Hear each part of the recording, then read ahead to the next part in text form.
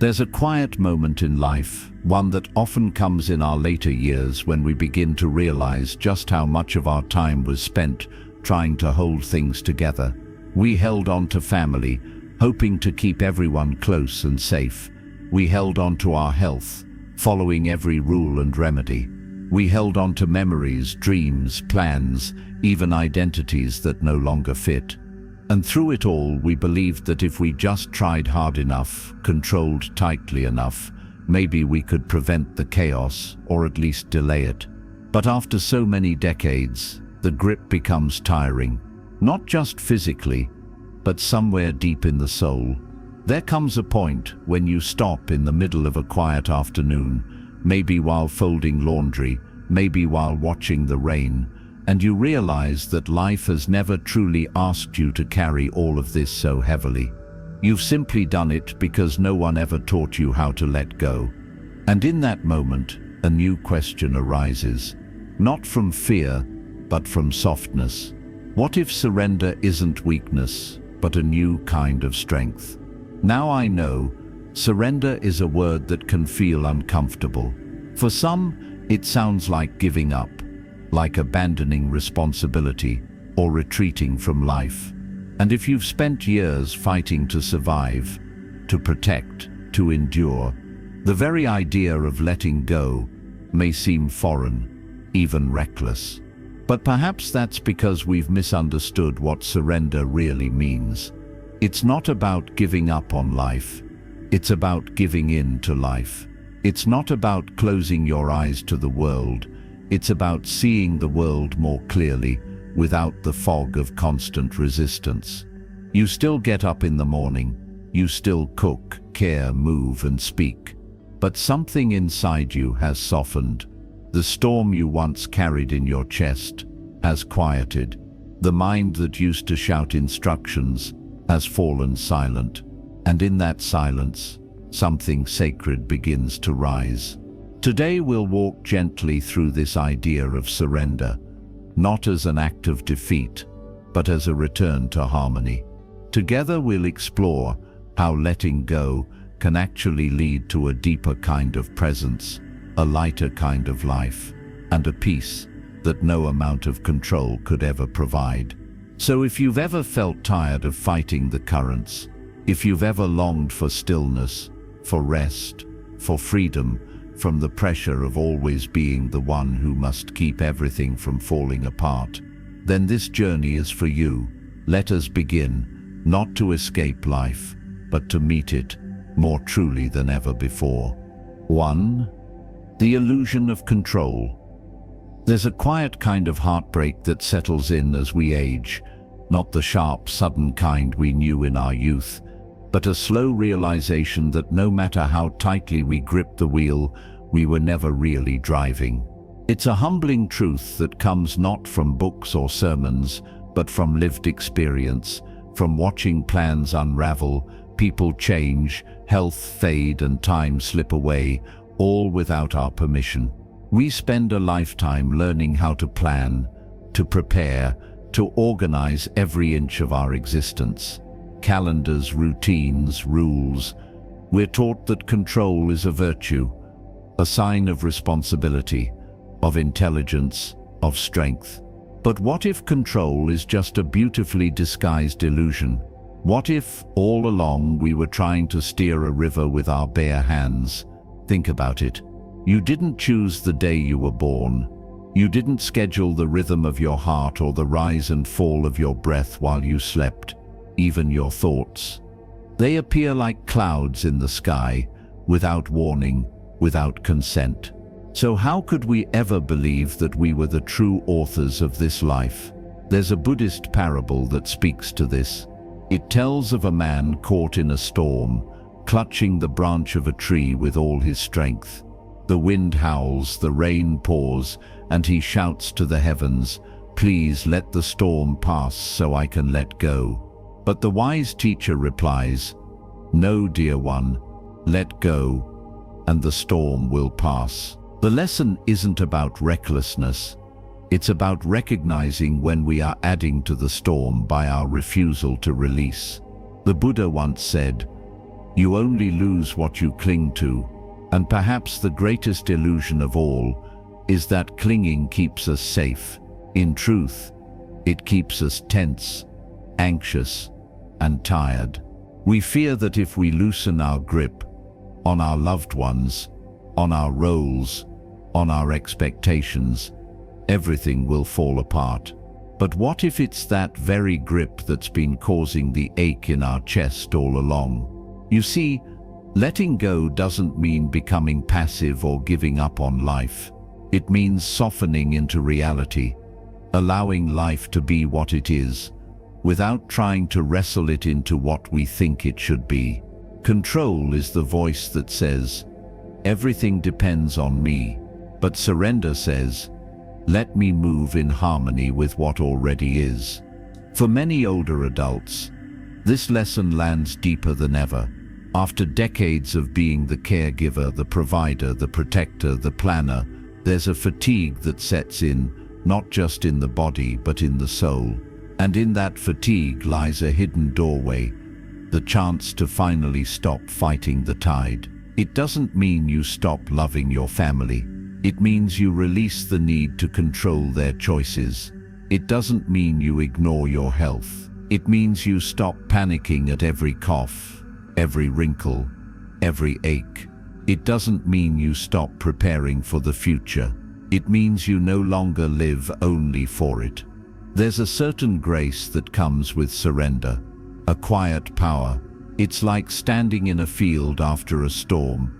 Everything soaked, the sky heavy, but the air calm. You realize you survived not by force, but by yielding. And so, dear friend, if you're at a point in life where your hands are tired from holding and your heart is weary from managing, maybe this is your moment to pause and question the illusion. You were never meant to control the current. You were meant to float with wisdom, with faith, and with the quiet dignity of one who finally understands. The river has always known where it's going. 2. What real surrender feels like. Surrender. It's a word that to many still tastes bitter. It conjures images of defeat, weakness, or giving up on what matters. But those images, those fears, are shaped by a misunderstanding. You see, real surrender doesn't feel like falling. It feels like exhaling after holding your breath for far too long. There's a story I once heard from a Buddhist elder who lived most of his youth in the monastic forests of Thailand. He told of a young monk, tense with ambition, who asked his teacher, "Master, when will I become enlightened?" The teacher smiled, pointed to a nearby stream, and said, "When you stop trying to hold the water." That moment, the young monk sat by the stream for hours, watching the flow, watching his thoughts, watching the urge to strive, until it melted. And in that melting, something shifted. Not dramatically, not with lightning, but with silence. That's what surrender is, not a moment of collapse, but a release into what has already been flowing. Real surrender doesn't mean you stop doing the dishes, cancel all your plans, or withdraw from the world. No, quite the opposite. It means you still wake up, you still feed your body, still speak with others, but you no longer carry the heavy story that you must hold it all together, that everything must go according to your timeline, your expectations, your fears. You stop being the director of the film and simply become the witness, fully present, fully engaged, but no longer gripping the script. It's a little like shedding an old coat in spring. You wore it for decades, the need to be in charge, to keep things perfect, to fix every problem. And it served you, maybe even saved you. But now it's become too tight, too heavy, too worn. And when you remove it, when you let it slip from your shoulders, there's a lightness that takes its place. Not because the world changed, but because you did. The Buddha taught, peace comes from within. Do not seek it without. That peace is the fruit of surrender, the kind that arises not when everything goes right, but when you stop needing everything to go your way in order to be at peace. Some days, surrender will look like resting instead of pushing. Other days, it will look like showing up, but without the inner storm. You'll still do your part. You'll still honor your responsibilities, but you'll stop confusing responsibility with burden, or effort with identity. And perhaps most importantly, real surrender isn't numb. It's not detached or indifferent. It's deeply alive. It feels like walking barefoot through the morning grass. Nothing between you and the world. Nothing separating you from the truth of the moment. You feel more, not less. You see clearer, not blurrier. You respond instead of reacting. For those of us in our later chapters, surrender also becomes an act of wisdom. After all, what haven't we tried? We've carried generations, built homes, held hands through joy and grief. And now, perhaps what's left is not one more task, but one less grip. So if you've ever asked yourself, how will I survive if I let go? The answer is simple, though not always easy. You don't survive by letting go. You live by letting go. You follow the hunger when it arises. You move when life moves you. You stop shouting at the storm and instead find shelter, warmth, presence. The world doesn't fall apart when you surrender. In fact, for the first time, it starts to hold you gently, completely, as it always meant to. And that's the quiet miracle. When the struggle ends, life begins. 3. Letting go of identity and ego. There's a peculiar moment in life, often somewhere past the age of 60, when you begin to look in the mirror and quietly ask, who am I now? Not who you were in your 20s when you were chasing careers and climbing ladders. Not who you were in your 40s when your calendar was filled with responsibilities, deadlines, and everyone else's needs. And not even who you were 10 years ago, when perhaps the role of caregiver, spouse, or grandparent defined your days. But now, when things begin to quiet, when some titles fade, some roles dissolve, and the world no longer needs you to be so many things to so many people, who are you really? This question, simple as it sounds, has stirred seekers for centuries. The Buddha himself faced it beneath the Bodhi tree. Not who do people think I am, not what have I achieved, but what remains when I stop clinging to identity. You see, ego, the sense of a fixed, solid self, is one of the most persistent illusions. We spend our entire lives building this idea of me. I am a mother, I am a father, I am a teacher, I am successful, I am broken, I am needed, I am forgotten. And yet, none of these labels can fully capture the quiet awareness behind them. Because the truth is, all identities are like clothes we wear, useful at times, comforting even, but not who we are. There's a powerful teaching in Buddhist philosophy known as anatta, the doctrine of non-self. It doesn't mean we don't exist, but rather that what we take ourselves to be, our thoughts, memories, names, roles, are not permanent, and not the essence of who we truly are. Think of the ocean. Waves rise and fall, each one appearing for a moment, distinct, shaped by wind and current. But underneath, the ocean remains, deep, silent, vast. In the same way, our identities come and go, but our true self, the awareness, the stillness watching it all, never changes. Letting go of identity doesn't mean you forget your story or deny your past. It means you stop letting those stories trap you. You stop saying, I am this, with clenched teeth, and start saying, I was that, and now I am here. It's liberation in its gentlest form. I once sat with a woman in her 70s who had recently retired after 50 years as a nurse. She told me she'd never felt more lost. Without my uniform, she whispered, I don't know who I am. And yet as she spoke about her garden, her daily walks, her newfound quiet mornings, something in her softened. Maybe, she said with a smile, maybe I was never just a nurse. Maybe I'm just me. That is the doorway to peace. The moment we stop believing the ego's constant narrative, the moment we stop clinging to the roles that once defined us and start resting in the truth that we were never those roles to begin with. The Buddha said, just as a snake sheds its skin, we must shed our past over and over again. So let this be your gentle shedding, not of your worth, but of the weight of trying to be something. You can still be loving without being the caretaker. You can still offer wisdom without being the teacher. You can still be deeply alive without having a name for it. Because beyond all the roles, beyond all the stories and struggles, you remain open, aware, free. And that, dear one, is where your truest self lives. Not in who you were, but in the silent presence of who you are becoming. Now, moment by moment, without attachment, without effort, like a flower that no longer asks what kind it is. It just blooms. 4. The gentle power of allowing. Sometimes, the deepest peace isn't found in doing more, but in allowing more. Allowing things to be as they are. Allowing yourself to feel without rushing to fix.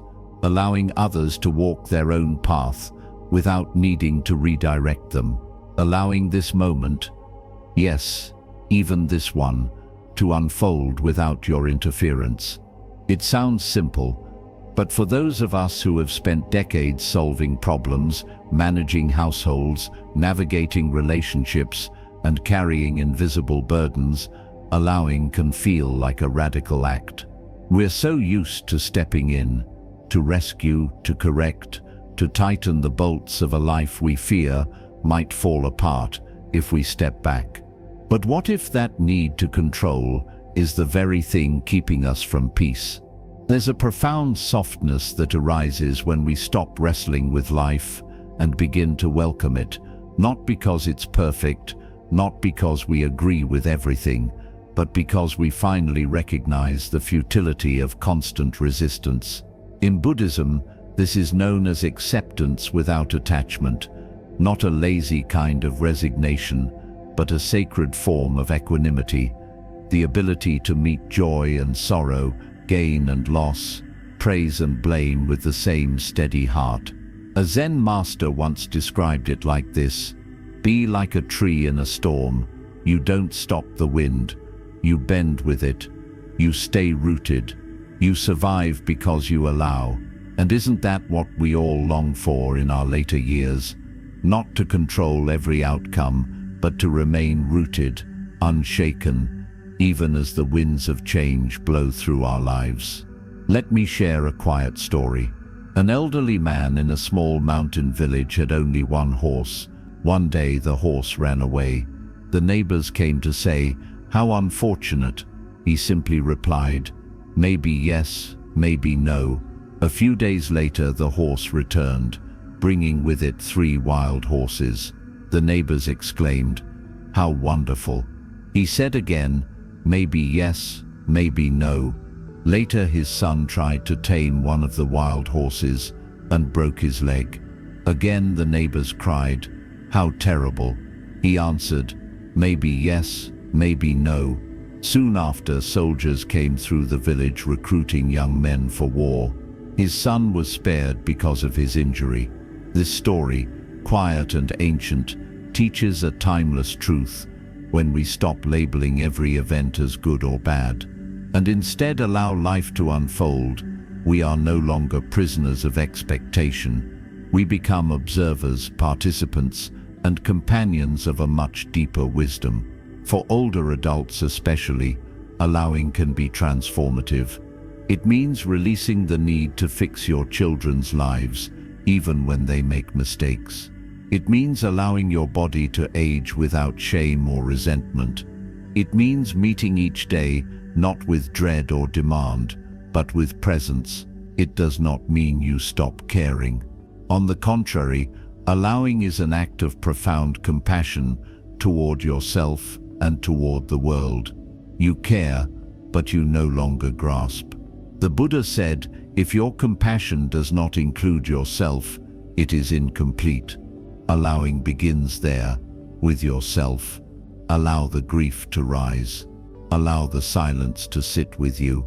Allow your wrinkles to speak of time, your stories to carry meaning, your stillness to have weight. There's no need to chase life anymore. There's only the quiet joy of letting life come to you, of opening the door and saying, yes, I'm here, as I am. And in that gentle allowing, you begin to taste something that control never gave you. Freedom. Not the kind you shout about, but the kind you feel, like breath returning after a long tension, like sunlight on the skin after a long winter. This is not giving up, this is letting in. And sometimes, letting in is the bravest thing we'll ever do. 5. Responsibility without resistance.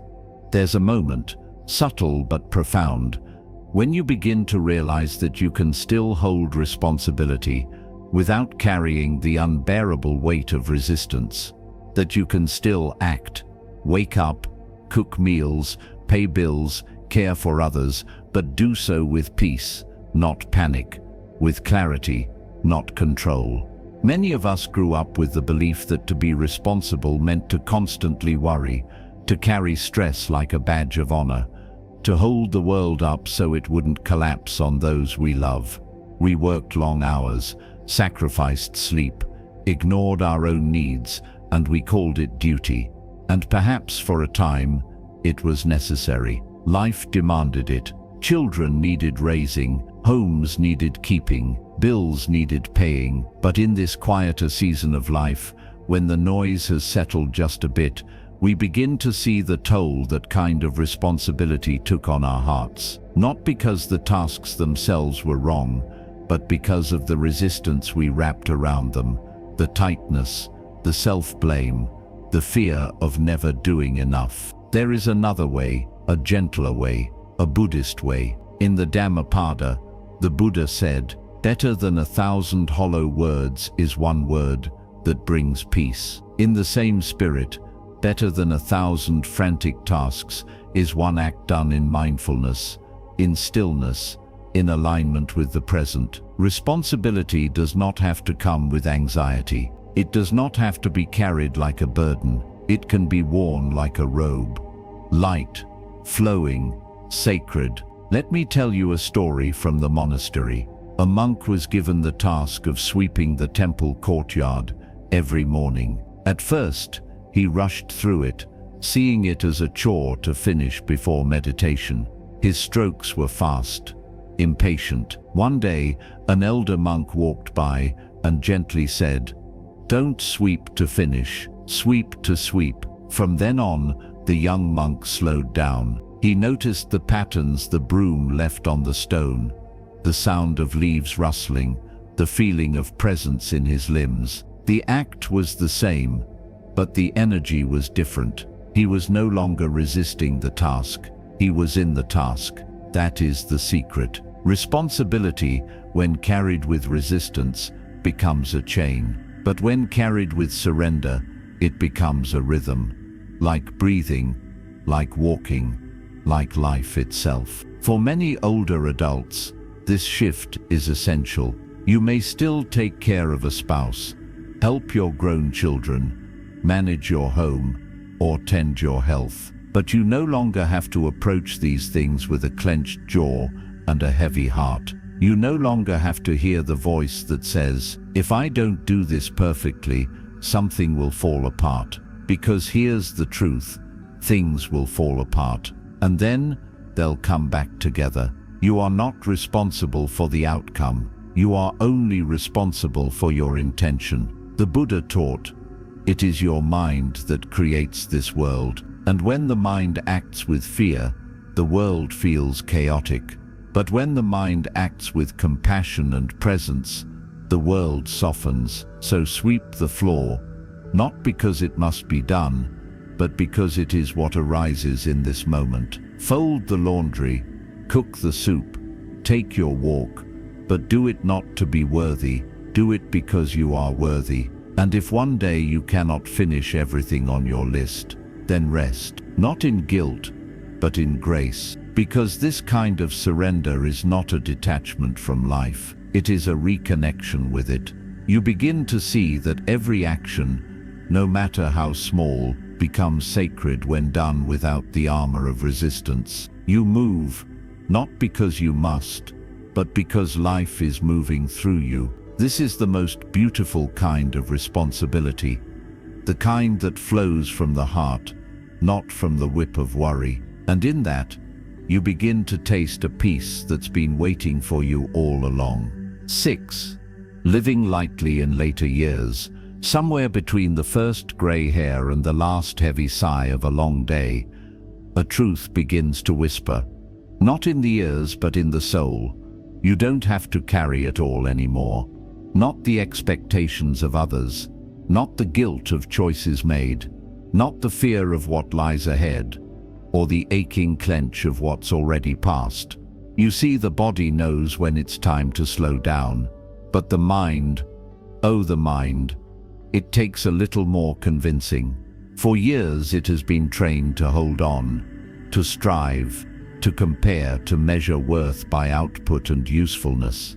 But in these later years, if you listen closely, life invites you into something new, not less meaningful, not less purposeful, just lighter.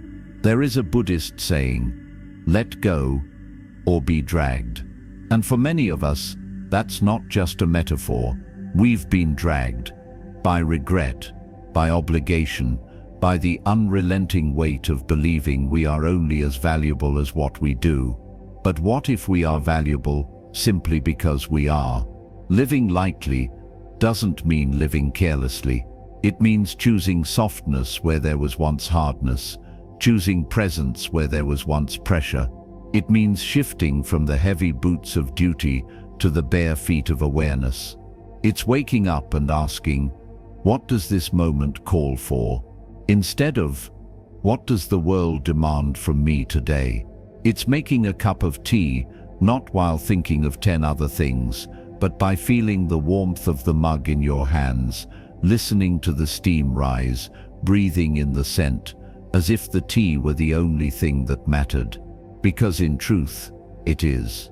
In living lightly, you begin to let go of the obsession with becoming and start resting in the joy of simply being. A student once asked a Zen master, "What is enlightenment?" The master replied, "When hungry, eat. When tired, sleep." At first, the student thought it was a joke, too simple, too ordinary. But the wisdom is profound.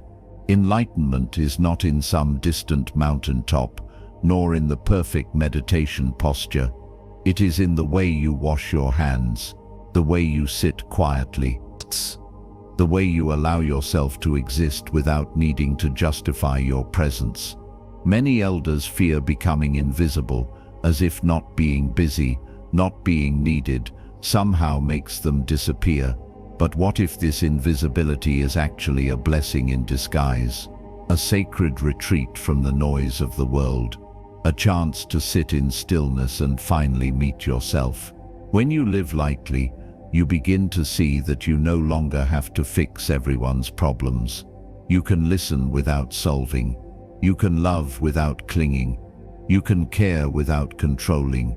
You smile more often, not because everything is perfect, but because perfection no longer seems necessary.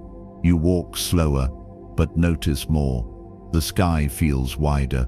The birds seem to sing just for you. And even the aches in your knees become reminders, not of limitation, but of presence. There's a kind of beauty that only shows up when we stop rushing, a kind of wisdom that speaks only when we stop trying to prove ourselves. So let the heavy coat of self-judgment slip from your shoulders. Let the bag of should-haves fall from your hands. Sit by the window. Watch the afternoon light dance across the floor. and breathe. You are not late. You are not behind. You are not failing. You are arriving, finally, into the moment you were always meant to live in. A moment where nothing has to be earned, only received, where your worth isn't measured, it's remembered. And in that remembering, you begin to walk lighter, not because life has become easier, but because you have softened, you have released, and in doing so, you have become free. Conclusion. Surrender is where life begins. So here we are, at the edge of everything we've ever tried to control, and the beginning of something far greater, freedom. Not the kind that comes from escaping life, but from finally being in it, fully, gently, honestly. Because true surrender, as we've explored, isn't about giving up on your responsibilities, your dreams, or your relationships. It's about laying down the armor of resistance and stepping out of your own way so life can meet you without friction, without fear. Throughout this journey, we've uncovered quiet truths that speak loudest in silence. We began with the illusion of control, that old habit of clenching our way through life, trying to manage every outcome. And we saw how peace begins the moment we loosen our grip. We explored surrender not as passivity, but as presence, the kind of sacred letting go that doesn't mean doing less, but resisting less. We shed the identities that no longer serve us and returned to the truth behind the roles, the unchanging awareness that watches it all. We softened into allowing, no longer forcing life to make sense, but meeting it with compassion. We redefined responsibility, not as a burden but as a rhythm, guided by intention instead of anxiety. And finally, we arrived at living lightly, embracing aging, stillness, and quiet joy as gifts, not losses. So now I ask you, are you ready to float instead of fight, to breathe instead of brace, to wake up each day and meet life, not as a battlefield, but as a river that's always carried you, whether you noticed it or not? You do not disappear in surrender. You reappear, more whole, more human, more free than ever before, because you are not what happens. You are the space in which it happens. You are the quiet presence behind the storm, the still lake beneath the waves, the gentle witness to it all. And in that space, life begins again. If this message has stirred something within you, even just a whisper, I invite you to carry it with you into tomorrow. Let it color how you move, how you breathe, how you care for yourself and others. Let it soften you, not into weakness, but into wisdom. And if this journey has offered you peace, reflection, or clarity, I encourage you to subscribe to Quiet Wisdom, where we continue to explore the timeless teachings that help us live more deeply, love more gently, and walk this life with open hands. Until next time, may you surrender with grace, may you live with ease, and may you remember, you were never holding the river. The river was always holding you.